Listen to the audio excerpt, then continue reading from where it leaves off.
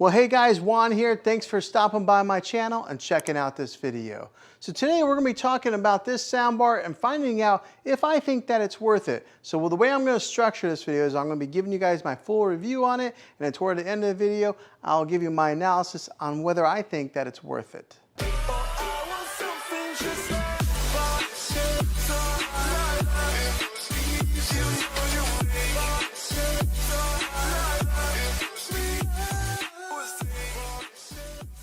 So let's go ahead and dive into specifics of it.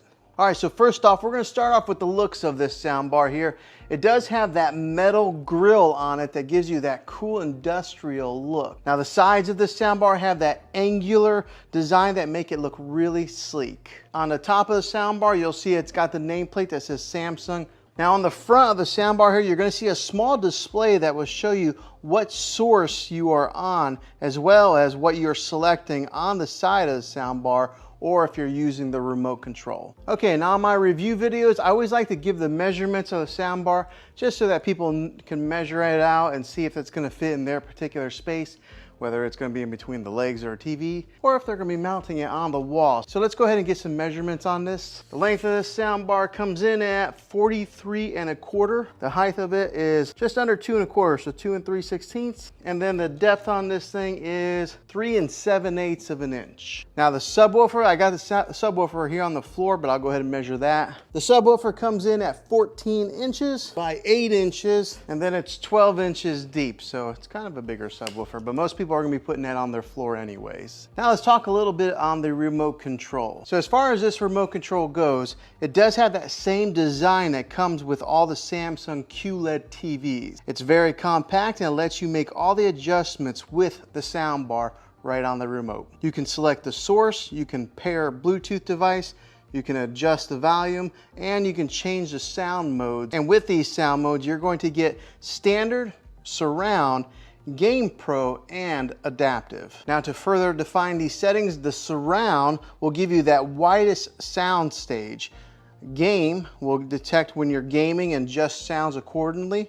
And the adaptive will adjust settings right on the fly based on the content that you're watching, which is some really cool technology. For example, if you're watching something that's very dialogue heavy, it will adjust the vocals to make them easier to hear, which is a really cool feature. And if you are watching maybe a particular movie like on TV, and you know how when it cuts to commercials, sometimes the commercials will be a little bit loud, with that adaptive technology that's built in, it will adjust whenever it does those transitions. Now right here there are some controls as well.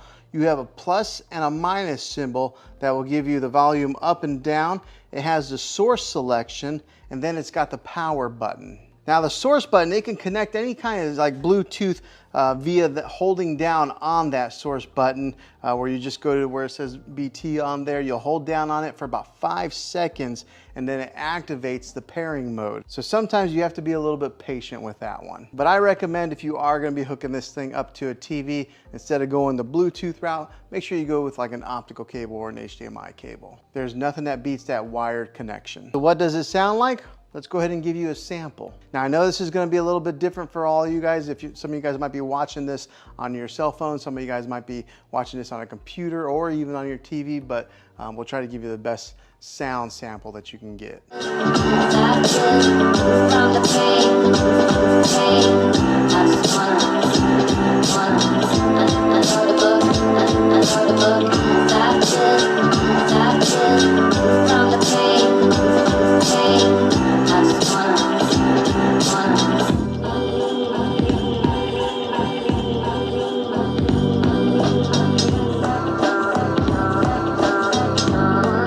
Now all of that is powered by that total 360 watts of power, which is all divided up with the soundbar and the subwoofer. And with that total wattage of power, I think it comes in at a pretty good price point for what you get here.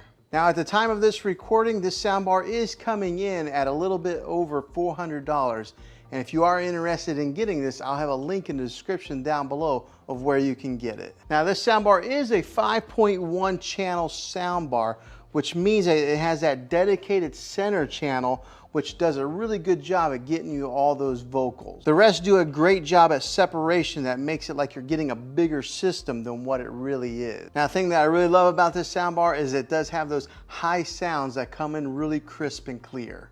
And then the bass on this is very prominent, so all those like booms and those explosions that you hear when you're watching action films, you can really feel those. And then the mids, they fill in very nicely. Now, one of the awesome things about this soundbar here is that acoustic beam technology that comes in at the very top. There's all these different series of ports that whenever you are watching something like, say, maybe an action movie that has a car in it, and it starts over here and races across the screen, the sound travels with that. So that's some pretty cool technology that they are building in these soundbars nowadays. So kudos to Samsung for that. Now, it works really well, but it's hard to show in a video, so you'll just have to take my word for it. So not only does this soundbar sound good, but it does have that 4K pass-through technology using the HDMI ARC input that's on the back of this thing.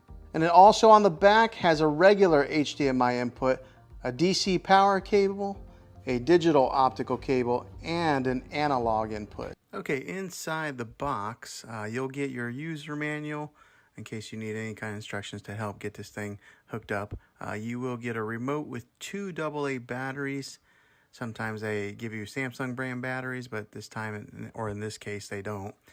You'll get an HDMI cable, a bar power cable, a subwoofer power cable, a power brick for your bar cable, a wall mounting template, and then wall mounting plates and screws in case you're wanting to hang this up. In my case, I just had it sitting on the TV stand. So that's what you get inside the box. So now, do I think that this soundbar is worth it? I think for the price point that it's coming in at, and the power and the wattage that it puts out, maybe enhancing your movie watching and TV watching experience, I think that it is worth it.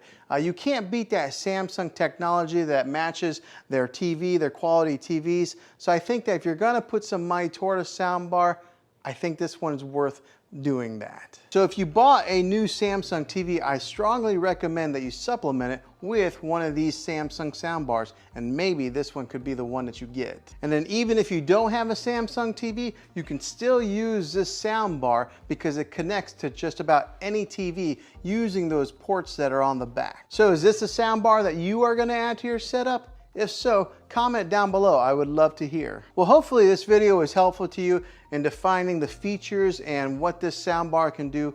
If it was, go ahead and throw a thumbs up on this. Go ahead and subscribe to my channel. I make tech videos all the time, and I'd love to have you back in the next one. Until then, be creative.